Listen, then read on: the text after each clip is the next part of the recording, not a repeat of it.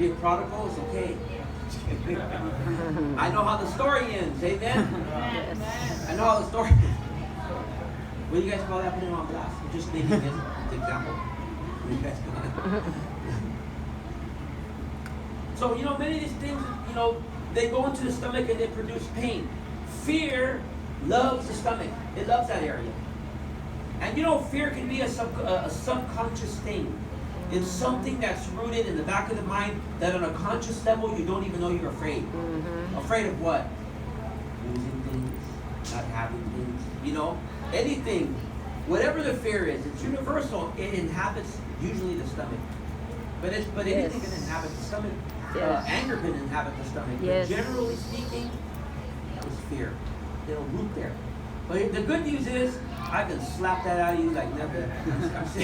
I'm serious. I'm serious. With an anointing to back it up by just saying, go. I'm serious. This is the truth. Because it's a cultivated anointing. It's something that I practice, something that I've been taught, and something that moves when I tell it to go. And it's like, oh man, not you. Let anybody pray, but this dude, because it's going to leave. It's going to leave this dwelling because I recognize it and I understand it. And you can do it too if you exercise it, Praise the Lord. God is good. So, when I begin to desire to control things that don't matter, I could just feel the pain begin to just surge my body, man. Right, first place, like I said, the neck. Trying to go down my back. I'm trying to do that back pain thing. Because why? Because I want to control what happens. I want to control someone else. My flesh loves to control. my flesh loves. I know your flesh is don't. Flesh is, don't pay attention to grammar. But it's not really pluralized, but it sounds Mexican, so I like to do it. So your flesh is may not have the trouble that my flesh has. But mine wants to control things. Mine wants the absolute prerogative and to say so. When it doesn't get its way, it starts tripping. And my neck starts to get stiff. And my back starts to get out of whack. Before you know it, I'm having a case of the potty. I gotta go pee. Why? I'm always pissed off. There's no kids in here, so I can say that. I'm always pissed off. I gotta pee so much. I'm pissed off. I gotta pee.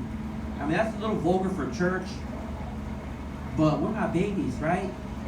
Where does the origin of sickness come from? Our emotions.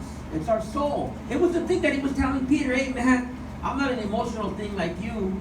I'm the spirit, I'm God, I function by the Spirit. I don't get all emotional like you. And we ought to learn from that example to not let our emotions rule us. Because when we do, we start going with it. Now I've got a good case of getting angry every day. Now my body's messed up now. And I'm thinking, oh, I must have diabetes. I got to run to the bathroom constantly. No, you've just been out of control emotionally, and now something's in you. And if you start to act right, it's going to go away. By what? By remembering it doesn't matter. He took care of me till, from then till now to today, and I'm going to be fine tomorrow. And we got to tell ourselves that because our subconscious is always listening all the time, because we're worried about the future. We're worried about what's going to happen. But the truth of the matter is, we've been fine. He's not going to abandon us. But if we got our lazy butts in the scriptures and read, I shall never leave thee. I shall never forsake thee. Acknowledge me in all thy ways, and I will direct your path. Got to get our lazy flesh in there to read it. So when we're freaking out, instead of going, oh man, we can have something in there that says, he said he'd never leave the devil. He'll never forsake me. I'm going to be fine. He has me. Mercy and goodness follow me all the days of my life. You're not going to get me all emotional. I don't care. It doesn't matter. See? Right? Otherwise, we're going to be confused like the world. And I'm going to tell you right now, confusion is of the devil. Yeah. The Bible says God is not the author of confusion. He's the author of peace. Right? Now, look. If you have the slightest doubt, and talking to one of my kids yesterday, it reminded me of something, and I took it for myself. If you have the slightest doubt about a thing, even a question, don't do it. Because your conscience is troubling you. The language of the Spirit is, this doesn't feel right. It doesn't feel right. But it feels right. It doesn't feel right, but it feels right. physically, or gratifying some way. Maybe even just, you could be, even the mind, the way of satisfying our mind, But your spirit says, man, what are you doing? Well, I'm just not sure. If there was a question, even just one question, obviously the first answer is the right answer. Anything else is that right back in Genesis, isn't that apple pretty? It's not really an apple, but isn't it pretty?